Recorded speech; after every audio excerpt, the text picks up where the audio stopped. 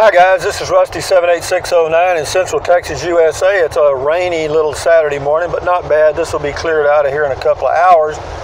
But I was out and about and I thought, well, I'd do a quick video even though it is misty rain. I'm on Highway 29 going west, and it's about 9:15 a.m. Central Standard Time, Saturday morning, January the 27th, I think, 2018.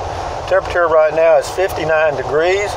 And not a very nice day right now, but the sun's fixing to come out here in just a couple of hours, or come out, it's out now, but the clouds will dissipate and the sky will clear by lunchtime, I think, or before.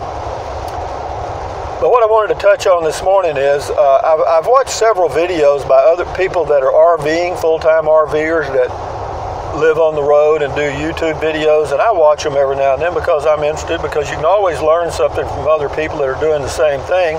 I full-time RV, I'm 72 years old, I live in a 16-foot 2018 Jayco, scratch that wrong, Coachman Clipper Cadet. It's a wonderful RV for me. It's 2,400 pounds, and my pickup pulls it easily, and that's enough said about that. But what I wanted to touch on, almost without exception, the people that I listen to that are not happy with RVing, that have had some difficulty with the transition from their home to living full-time in an RV, the problem they have is, well, one of them is they don't have any place to put all their stuff, but that's their problem. But one of the issues they have, which can be easily dealt with, is they get in a hurry. You know, you got a 5,000 mile trip and you want to do it in a day. Well, it ain't going to happen, folks. Or you want to go see all the touristy places, you know, the national parks that are packed or the state parks that are packed, and you want to go on the weekend or whatever, you know, and you find yourself continually rushing or being in a hurry to get somewhere, and that's natural. I have to tell you, folks, that is totally natural. I mean, there's nothing wrong with that, because if you've lived a working life where you're continually under time pressure, deadlines and production pressure and all that sort of stuff, then you're still going to continue those habits when you transition to RVing. They don't go away, even your daily life, and that does not change. So what I recommend is this, and I've done this for years. I've been full-time RVing or living in an RV full-time for almost 30 years, a long time. I'm 72 years old, and did I hurry at first? Yes, hell yeah I did, man. I would just race down the highway like, if I didn't hurry up, well, that national park was going to move, or that state park was going to be gone. You know, or if I didn't get there right away, somebody was going to get the spot that I knew I wanted. And all that's crap on a stick. You know, you can just plan ahead a little bit, all right? You know, have yourself a direction. You know, I don't make reservations anywhere, but that's just my choice. A lot of people do. But once you make reservations, then your timetable is based on those reservations and not whether you're enjoying yourself where you are or not. But again, that's your choice. A lot of people do it because I see reserve sites all the time. But I do not reserve sites, and that allows me to go as slow as I want, anytime I want. In other words, if I come to a site and it's a nice place, instead of staying 2 or 3 days, I might stay a week. Or I could stay 2 weeks if I wanted to. Most campgrounds have a 2-week limit, and you know, RV parks don't, but state parks, national parks, Bureau of Land Management, public land, national forests, you know, you got a 2-week limit. Now, some of them may have a little bit longer limit depending on where they're located, etc. And the sky is lightening up right now, wonderful. So, but in order to slow down, my first recommendation is, and again, it's your choice, is not to have reservations. Now, that's going to be a problem for a lot of you, but it's not for me. Number 2, have a backup site. You know, if you're not going to rush, then you're probably going to get somewhere where it's going to be crowded, you know, and there's not going to be a place for you to park your RV. But if you have a fallback, you know, within, say, 50 miles or so, or two fallback positions, then that's great. It just takes all the pressure off. But the beauty of not being in a hurry, and I found this out about 15 years ago, I was on my way, and I wished I could remember the exact location, but I can't. But I was on my way from somewhere in northern New Mexico, and I was crossing into Colorado, and I crossed over the Continental Divide at about 10,750 feet, and there was a pullout where you can pull out and stop and see the beauty of the mountain range and stuff. And this was not a main highway I was on. It was kind of a back road, county road thing, but it did cross the Continental Divide, and it was a beautiful spot. So I pulled out there, and I was pulling an old RV at that time with a 350 Chevrolet pickup. I mean, it looked like a junkyard on wheels. Okay, my RV was completely worn out. My truck was worn out. It has a 79 Chevrolet pickup. So wherever I parked, it looked like a junkyard had moved in, but it was my home. But anyway,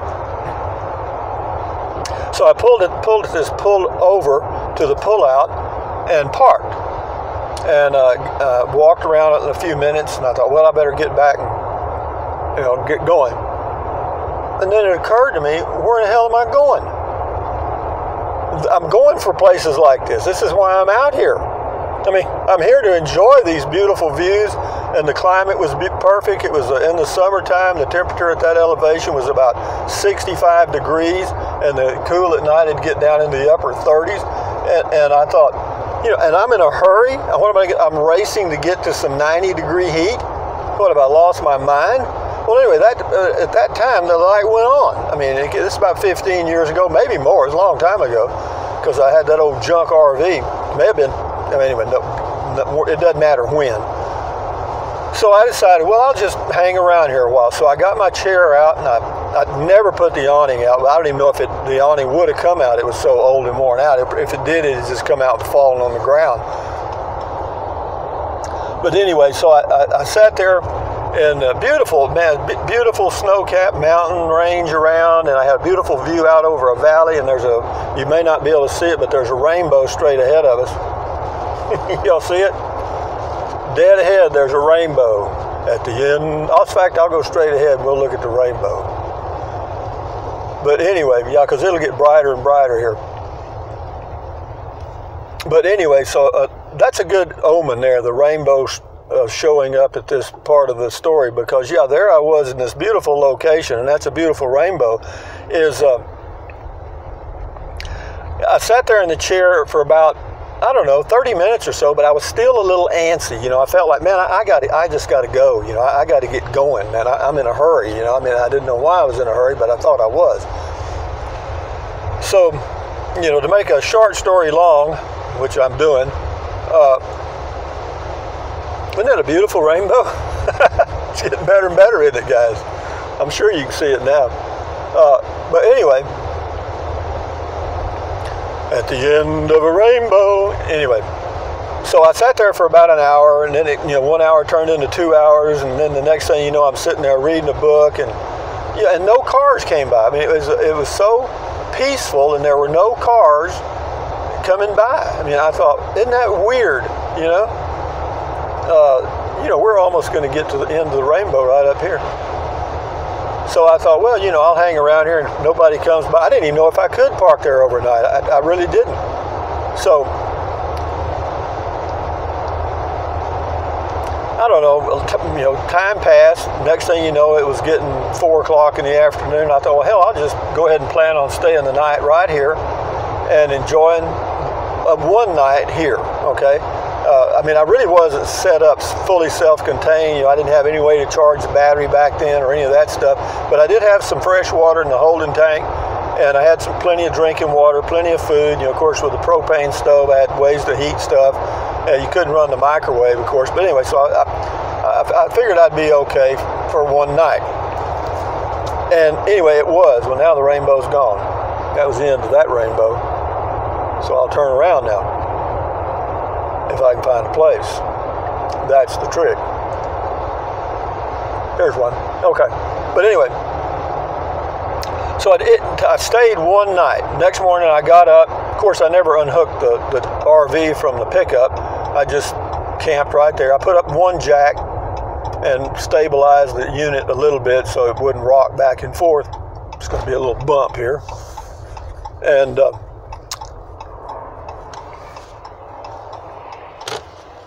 let me get positioned to turn. So I stayed the one night. Next morning I got up, had breakfast, but from the window of my dining area, I could look out over into this beautiful valley with the Rocky Mountains all around. And I thought, geez, you know, let's hang around here till lunch. So I did. And then I thought, well, you know, maybe I could stay another night. Nobody came by, you know, nobody harassed me. So I think I might stay another night. Well, again, to make a short story long, I ended up staying there 4 days. 4 days. I mean, I ate a lot of canned goods and a lot of sandwiches. And in fact, I was worried about the sandwich meat going bad because the refrigerator didn't work and I didn't have ice and stuff. But anyway, I didn't die from ptomaine poisoning. But that's the thing you run into. See, if I had reservations, there's no doubt that I would have continued on. No doubt in my mind, because I'd have made that reservation if it killed me. You know, I wasn't going to lose because see, they charge you for one night if you don't show up. You think I'd have let that happen? Hell no, man. Old Rusty, the tight ass? No, I'd have gone. So anyway, that's how that works. If when you're in a hurry, you miss that. You miss that. You know, so when I go and have for years, even in the Prius, even though I didn't stay long at each site because of the flexibility of the Prius and the inexpensive gasoline and all that stuff, but whenever you get to a site, if it's enjoyable and you're comfortable and the climate's good and the bugs aren't driving you nuts, folks, that's as good as it gets. You know, you ain't going to find any better down the road. I promise you. You know, a bird in the hand's worth two in the bush, right? A fact of life. Well, when you find a good site, that site's worth two in the bush. You know what I mean? And I mean that because, you know, you just don't, when you're RVing out there on the road, the reality is every campsite is not beautiful. All right? Every campsite is not enjoyable for a number of reasons. You know, insects, people, temperature, you know, of course, weather, all that stuff. But, you know, there's a million reasons why some locations will not be as good as others. But once you find one, it's like finding a pearl. You know, if you find a pearl out there in the universe, enjoy the hell out of it. You know, don't worry about that reservation that you have, you know, tonight 100 miles down the road. To hell with it. You know? This is good. If it ain't broke, don't fix it. If it's good, enjoy it. So, see, I mean, here I am showing you a rainbow and all kinds of stuff at no additional charge. But anyway, that's what I wanted to touch on in this video. For you guys that are starting RVing, for you guys that are RVing, for you guys that are going camping, for you guys that are in a van, for you guys that are going in cars, or whatever. When you're driving down the road, if you find a good spot, and again, if it's a pullout, and I'm not one for pullouts, you know, I want to be somewhere where I feel halfway safe, and you know, pullouts sometimes, you know, you can get some real weirdos coming through about 2 o'clock in the morning, you know, and that seems like always when they come. You know, they don't come at 8 o'clock in the evening or 7 o'clock in the morning. It's always 3 o'clock in the morning, you know. And you hear the car pull up and the headlights shine around, the doors close, and feet walking around, and you're getting, you got your weapon pointed at every window, you know. But knock on wood, I've never had any problems. But at that one location, again, it was in northern New Mexico, right at the Colorado border on the western side of New Mexico. But anyway, enough said about that. But it's the sun's coming out. We got cakes on the griddle now. So guys, I just wanted to tell you, when you're out there on the road, RVing, slow down. Whoa, horsey, whoa. Pull those reins in. Lean back and enjoy the ride, man. And there's no guide as to when you have to stop or start. See, that's the beauty of it. For me, anyway. For a lot of the others, it's the same way. I'm retired. I have no schedule. I mean, if I arrive at a site at 10 o'clock in the morning that I think is okay, does that matter? No, that's good. Or if I get up in the morning and I decide, well, hell, I'm in no hurry. You know, and I walk around and I see something, or I go piddling, or I might take a drive in my pickup or whatever, and come back and decide to stay another day. What's wrong with that? Nothing. Does that make the trip more enjoyable? Oh man, by tenfold.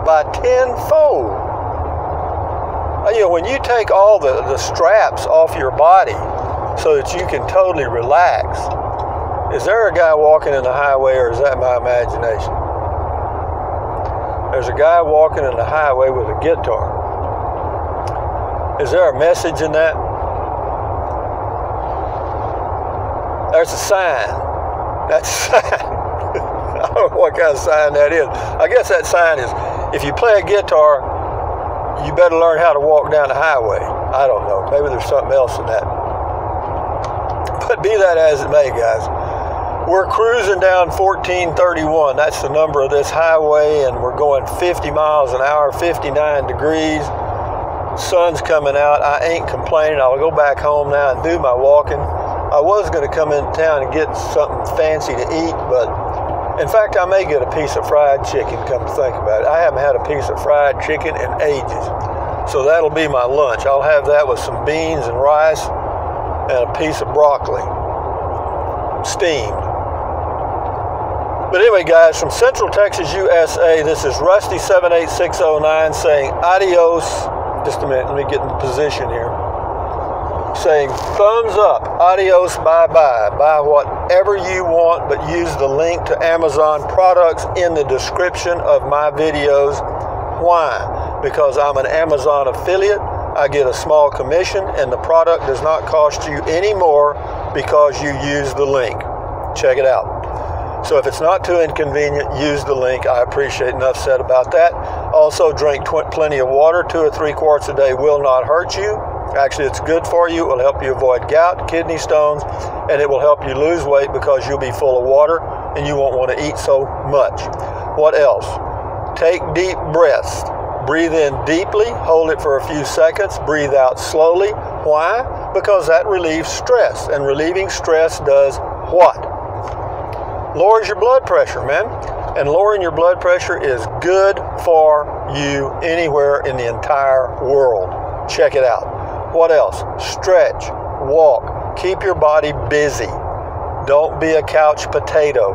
Don't live a life, a sedentary lifestyle. Move, okay? So, what else? Anyway, do all those things to keep your health, because that way when you go traveling anywhere, no matter where it is or what kind of traveling, at least you'll be in good enough shape to enjoy it. You know, see what I mean? But anyway, guys, enjoy your day. Adios, amigos. Bye-bye.